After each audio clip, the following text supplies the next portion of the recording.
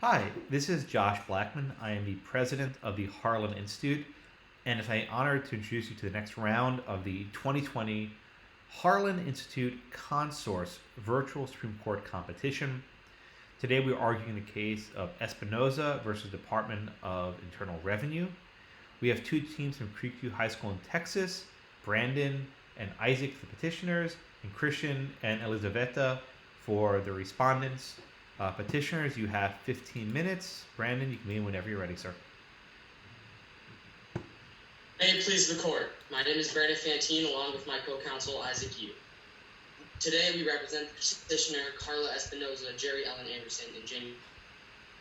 Your Honor, would you benefit from a brief resuscitation of the facts? Yes, please. So in 2015, the state of Montana founded the tax credit program. This program was made up of independent donations from citizens in exchange for a tax credit. The donations were to be used to award individuals college scholarships. This would help those qualified individuals finance their tuition and fund their education at any secular or religious university. However, in an effort to comply with the Montana state constitution, the Montana Department of Revenue enforced Rule 1 onto the tax credit program. This prohibited those from attending religious and sectarian institutions from receiving this public scholarship. One institution affected was the Stillwater Christian School, the school in which the children of Kendra Espinoza, Jerry Ellen Anderson, and Jamie Schaefer attended. As the petitioner, we claim that the addition of Rule 1 to the tax credit program to exclude religious institutions from receiving this financial aid is a violation of the Free Exercise Clause present within the First Amendment, and that the tax credit program was constitutional to begin with, becoming unconstitutional when Rule 1 started to be enforced. This claim was contested in district court, where it was ruled in favor of the plaintiffs, determining that Rule 1 may be in violation of the First Amendment and that the tax credit program was constitutional. However, the respondent appealed this ruling to the Montana Supreme Court, who ruled in favor of the respondent, reversing the decisions established in district court. It was established that Rule 1 did not violate the Free Exercise Clause and that the tax credit program was in violation of the Montana Constitution, even without Rule 1 present or enforced. The Montana Supreme Court also dissolved the tax credit program entirely, preventing anybody from enjoying its benefits. There was then another appeal to the Supreme Court of the United States on behalf of the plaintiff, arguing again that Rule 1 is in violation of the Free Exercise Clause and is unconstitutional, as is the discrimination of qualified individuals from receiving the benefits of a public program just on the grounds that they attended a religious institution for secondary school. Okay, Counselor, let me, if I can interrupt you for a minute. We talked a lot in this case about the Free Exercise Clause. How does the Establishment Clause affect the analysis in this case? The Establishment Clause is very unrelated to this case, as the furthering one's education would not further establish a religion. Even if they do become, let's say, a minister, that does not mean that the government is establishing the religion, because they have the right to choose what they become later in life. So, could the state give money to the schools to pay for Bibles?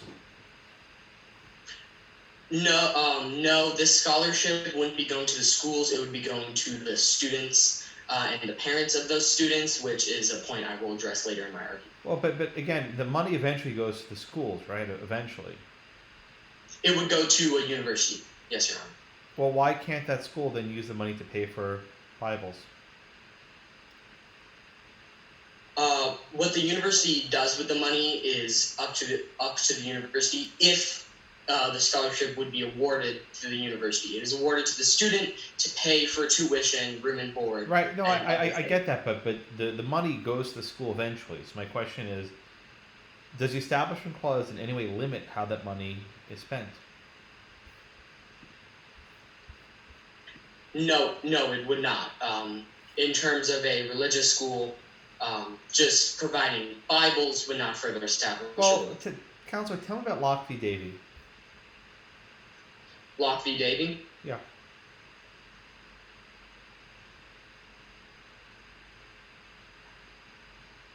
Excuse me for 1 second, Your Honor.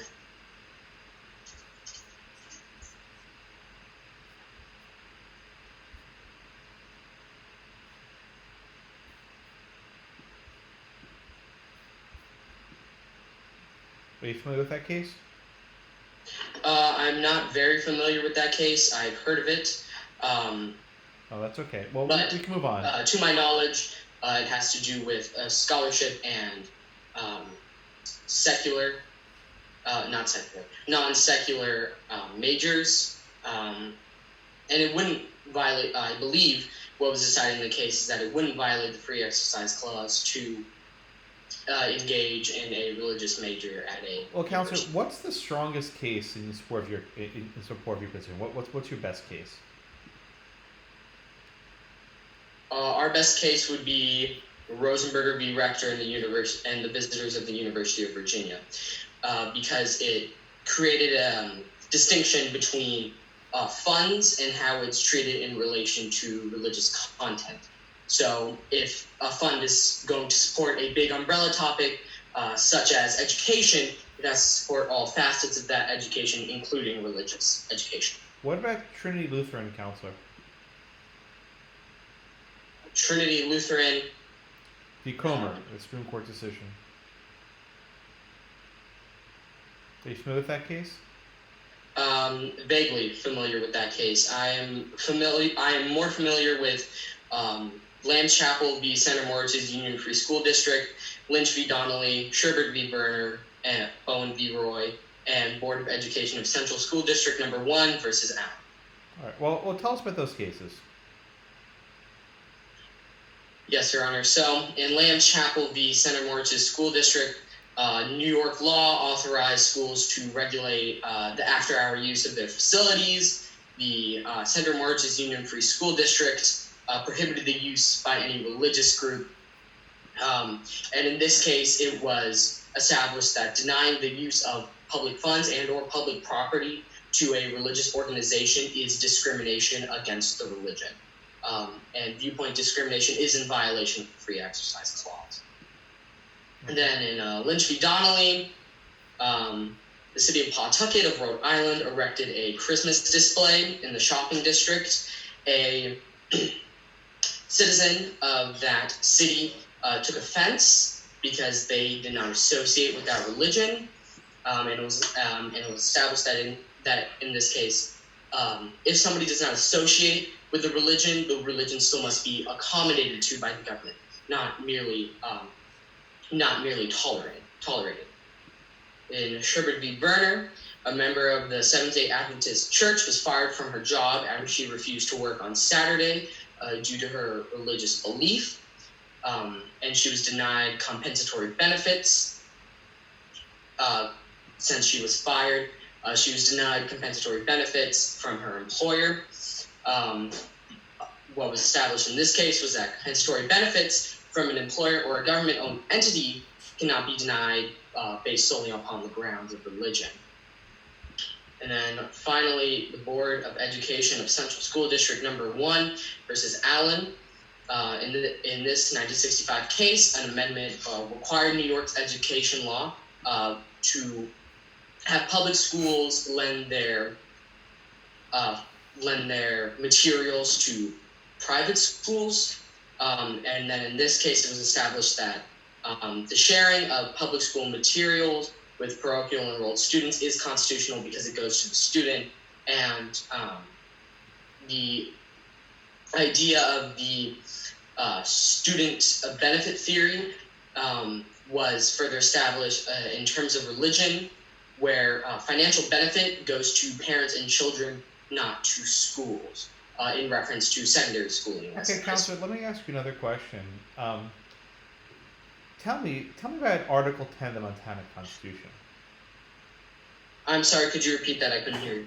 Tell me about Article 10 of the Montana Constitution. Article 10 of the Montana Constitution states that there shall be no direct or indirect appropriation or payment from any public funded monies, aid to any church, school, academy, seminary, college, university, or other literary or scientific institution controlled in whole or in part by any church, sect, or denomination.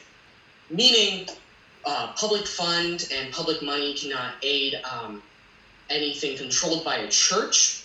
However, there is no denial of it aiding people who attend that church. Okay, so Counselor, under the Montana Constitution, Is this scholarship program valid? The scholarship program was valid until Rule 1 was acted upon, because Rule 1 in and of itself is unconstitutional. Well, no. I know the federal constitution, but wasn't Rule 1 required by the state constitution? Was Rule 1 required by the state constitution? I'm sorry, Your Honor, I couldn't hear you. Was Rule 1 required by Article 10 of the state constitution? No, not at all. They didn't have to include Rule 1, and we argued that. But the Article 10 of the state constitution prohibited aid to religious groups. Wasn't Rule 1 required to comply with the Montana Constitution? Yes, it was required to be acted upon the scholarship program to apply to the Constitution. However, we, as a petitioner, we do argue that this rule is unconstitutional. Well, are you arguing that the rule is unconstitutional, or are you arguing that Article 10 is unconstitutional? Article 10, Section 6 is unconstitutional. Is it unconstitutional in this case only, or in its entirety? Unconstitutional in general, because there was no evidence of a compelling state interest being present for the law to be created. Therefore, it would not pass strict scrutiny, and it is unconstitutional, considering it is discriminatory against a religious group, and something discriminating against religion has to be analyzed under strict scrutiny analysis. Okay, so tell me about strict scrutiny. So strict scrutiny is the review that is needed when something deals with race, religion, fundamental rights, etc. In order for something to pass strict scrutiny, a compelling or important state interest must be present for the law to be constitutional. In Bowen v. Roy, Sandra Day O'Connor wrote in her concurring opinion that only especially important governmental interests pursued by narrowly tailored means can justify sacrificing of First Amendment freedoms as the price for an equal share of the rights, benefits, and privileges enjoyed by other citizens. This was just defining what it means to be a compelling state interest, meaning it has to be narrowly tailored through a very specific sort of set of rules. And as the petitioner, we did not find any evidence that Article 10, Section 6 was narrowly tailored by any means. Well, Counselor, maybe can you talk to us a little about, are you familiar with James Madison's Memorial and Remonstrance? No, Your Honor. Okay. Thomas Jefferson's letter to the Danbury Baptists, are you familiar? No, I am familiar with Joseph's story. Okay, so I'll talk about Joseph's story then. Joseph's story was a commentary about religious freedom and anti-establishment, stating that and in this he stated that there's always a difference to be made between toleration and establishment, meaning that there's a separation between just tolerating a religion and establishing a religion. And in this case, just awarding scholarship money to a student would not be establishing a religion, it would be tolerating it and aiding the student. All right, you may proceed.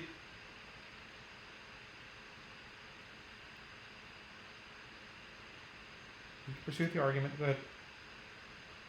Yes, Your Honor. I'm sorry. Imposing a financial burden upon someone due to content of their religion and practices is viewpoint discrimination. The viewpoint discrimination violates the Free Exercise Clause. That was President set in Rosenberg v. Rector and the visitors of the University of Virginia.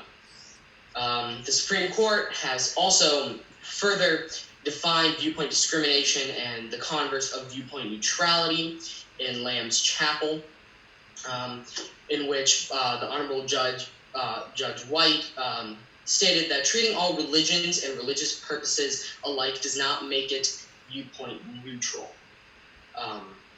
Meaning that if you discriminate against all religions, that still does not mean that you are taking a neutral stance. And if you're not taking a neutral stance, you're taking a discriminatory stance, and therefore it would violate the Free Exercise Clause, like we previously stated. All right, you have about a minute left. You can proceed to your conclusion, Counselor. Minute left. Article 10, Section 6 of the Montana State Constitution is unconstitutional in and of itself because it does not pass strict scrutiny analysis. Therefore, applying it to a previously established scholarship is unconstitutional, and since this rule discriminates against all religions, it is still viewpoint discriminatory, and therefore it is in violation of the Free Exercise Clause. Okay, thank you, Counselor. Respondents, Elizaveta, you have 15 minutes. You can begin whenever you're ready. Thank you, Your Honor. May it please the court, my name is Lisa Frolova, and I represent the respondent, the state of Montana. Now, the petitioners argued that Rule 1 violates the Free Exercise Clause of the First Amendment. Now, the parents of the petitioners contested that it is unconstitutional to invalidate a generally available and religiously neutral student aid program, simply because the program offered students the choice of attending religious schools. Now, this doesn't state whether the religious classes specified only in one religion, say if the government was to promote that one class, or if it was several different religions, or simply the history of religion. And the First Amendment of the United States Constitution prevents the government from making laws that regulate the establishment of a religion, the practice, their freedom of speech and the freedom of press, or to peacefully assemble. James Madison's fundamental argument was that religion must be left to the conviction and conscience of every man due to its dependence on the evidence contemplated by their own minds, and that this cannot be dictated by one man or other men. For these reasons, religious conviction was an inalienable right which the government had no control over, even a government ruled by the majority. Using the arguments by James Madison and Thomas Jefferson in the dissent of Locke v. Davie, as well as the dissent in Trinity Lutheran, the issues of addressing that the separation between church and state does not allow Montana to fund the student aid program from Article 10, Section 6 of the Montana's Constitution. Now, this does not violate the First Amendment, and we will argue that the Montana Department of Revenue did not violate the Free Exercise Clause of the First Amendment. To address my first point, James Madison argued that Christianity flourished best without the support of the government. Religious establishments bred pride and indolence in the clergy, and that the assumption of Christianity could not survive without the patronage of government, was adverse to the diffusion of the light of Christianity. Okay, Counselor, let me ask you a question I asked your friend the other side.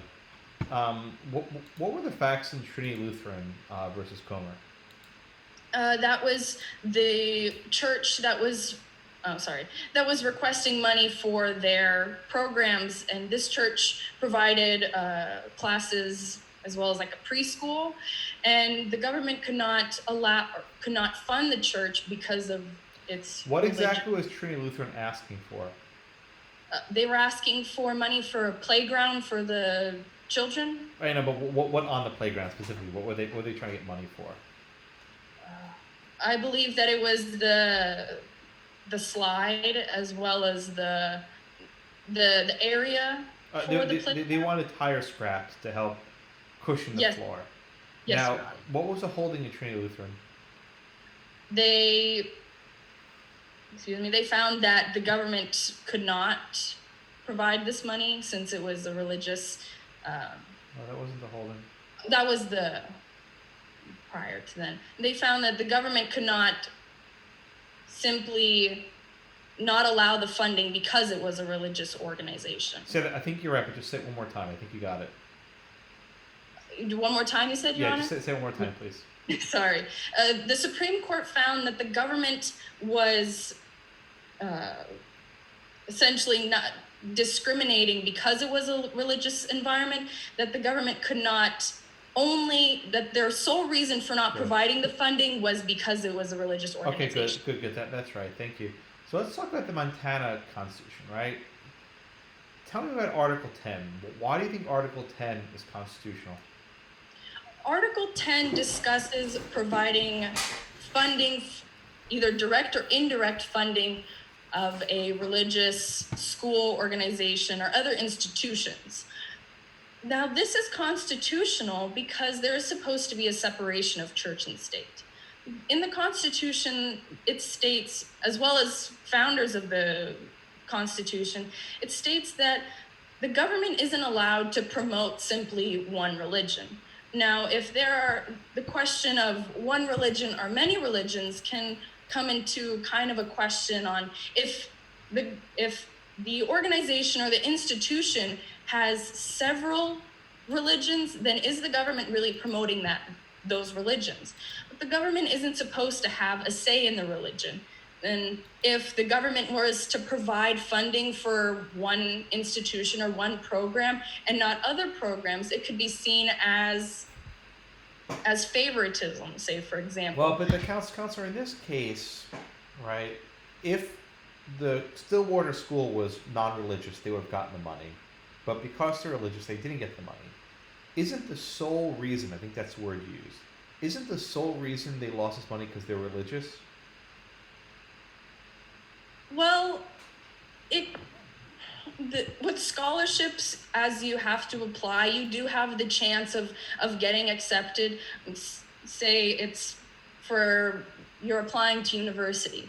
You have a chance of possibly not getting that scholarship, but one of the main reasons, I don't know if I could say sole reason, that the Stillwater didn't get the funding was because it was religious. No, it was the only reason. It was the only reason. If it was a private military academy, they would have gotten the money.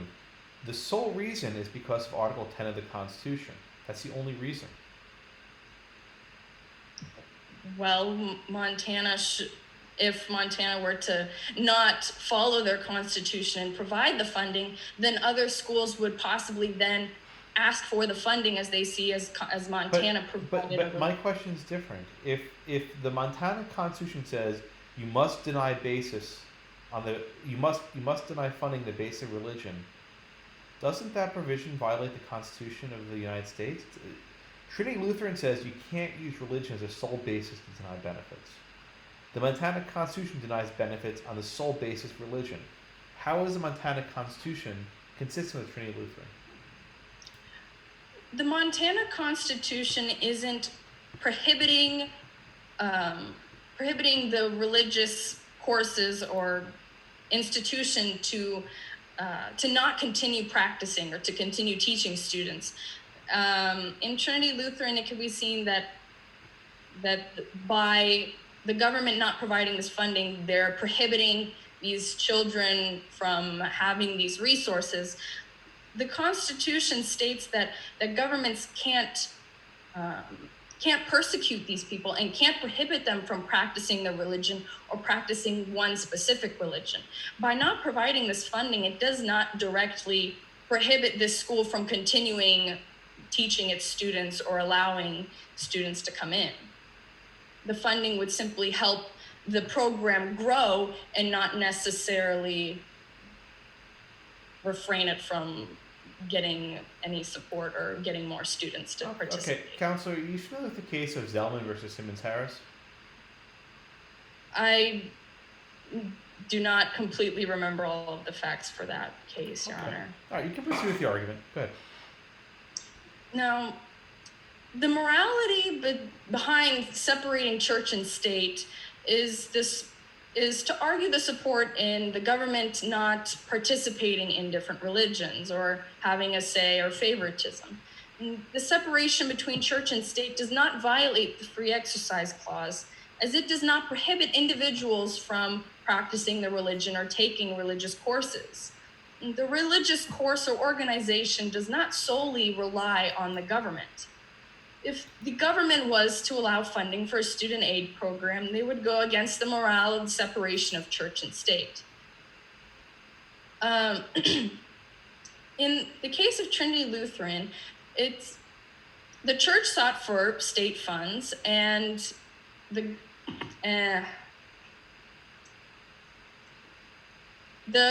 government believed that it would not really help the church from continuing its practices, as well as according to the Constitution under the First Amendment, neither a state nor federal government can set up the church. This would be essentially growing or allowing the church to continue.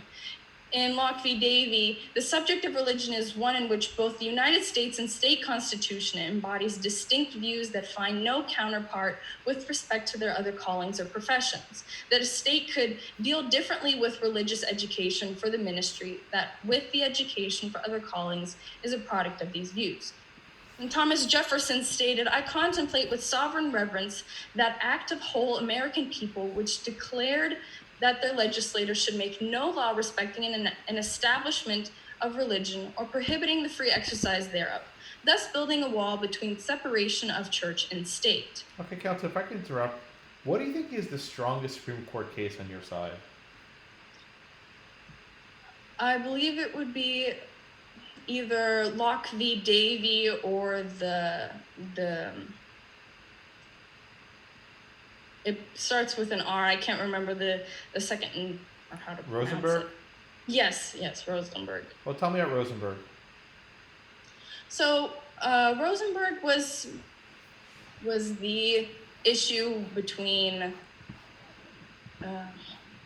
applying to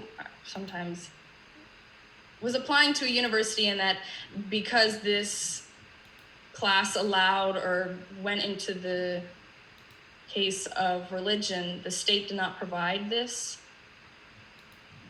They found that the state did not violate any constitutional rights. All right, tell me about Locke v. Davie. What were the facts in that case? In Locke v. Davie, it was a student in Washington, I believe, that was applying for, I believe, also a scholarship and didn't receive the money for this. The Supreme Court found that as this was not, the Supreme Court found as though the government did not violate any constitutional rights, as it did not prohibit the student from practicing or learning religions. Okay, and how does that case help your position? This case helps our position, as since the question can kind of come from if the government is somehow impeding the religious practices from this institution or from this school, the government isn't prohibiting, they aren't saying that it's not as though that they're simply discriminating because of its religion or what they believe in and their practices. It's simply that the government isn't allowed to partake or have a say in, maybe not a say, but the government isn't allowed to get in between what religions can be practiced. This case isn't as though the government is prohibiting the school from continuing to provide these religious classes, or it isn't prohibiting the school from continuing their non-religious classes, as this institution provides classes for religious and non-religious subjects. It's simply just the question that the government can't partake in religion. The government and religion is supposed to be separate so that the government does not discriminate people or promote a certain religion. Okay. Counselor, we have a minute and a half left. Do you want to move towards your conclusion? Yes, Your Honor.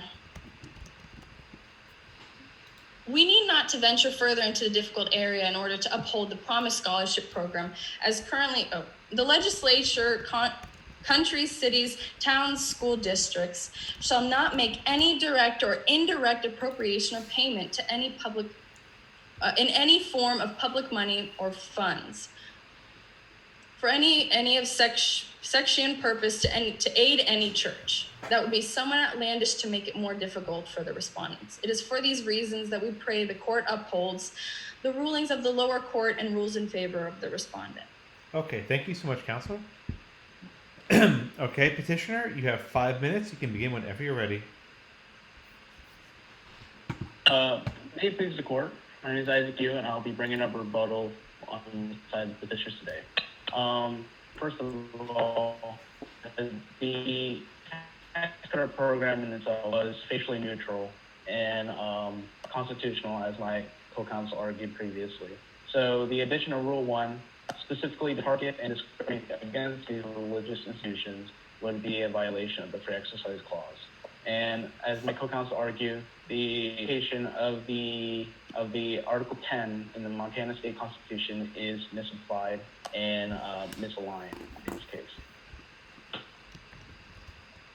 And even though the separation of church and state may be a compelling reason, the state does not apply it in the least restrictive means possible, as required under strictest scrutiny, as required in cases like Church of Bikini Babalu and religious issues. And doubling down, they failed to properly accommodate these issues of constitutionality, and therefore failed to strict the scrutiny test, and therefore is unconstitutional. Well, Counselor, let me ask you a question. Are you familiar with the case of Zellman versus Simmons Harris? It involved the private. It didn't involve parents in schools. Okay, so does Zellman? And their kids with. Yeah. How does Zellman Harris help or hurt your case? Well, Zellman Harris, the court ruled that it was not a violation of Establishment Clause because it was both available for secular schools and religious institutions, just like this tax credit program is at face value. And since they ruled that program as constitutional, therefore this tax credit program would also be ruled as constitutional. Okay, you proceed, Counselor. And opposing counsel likes to argue that that James Madison claims that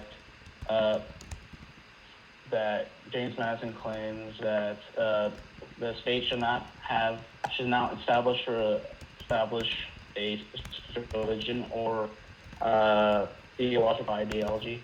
However, he also argues that specific subjecting some to particular burdens would violate the same principle, granting to others particular exemptions. So in this case, the state is clearly providing religious institutions and students of those institutions with specific burdens just because they are religious institutions, and they cite no other legitimate reason otherwise. Therefore, it is facially discriminatory and a violation of the Constitution. Okay. Anything else, Counselor? No. Oh, yeah. Okay. All right. Thank you so much. Lisa, you have 5 minutes for rebuttal. You can begin whenever you're ready. May it please the court, opposing counsel mentioned that the Article 10 of the Montana Constitution is a violation, and that by the state of Montana not providing this funding to Stillwater, that they are violating the Constitution.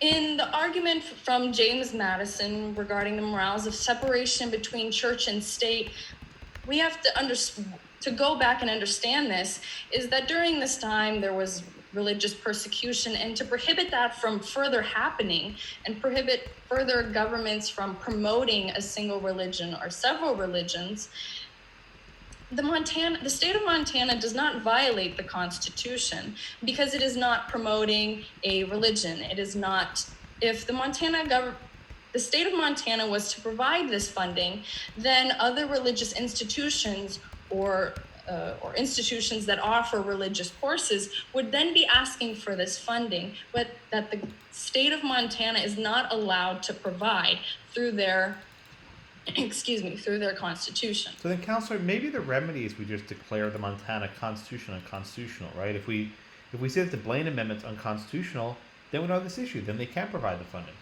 Maybe that's the remedy? That could be a remedy, Your Honor. Well, another possible earlier was mentioned that Rule 1,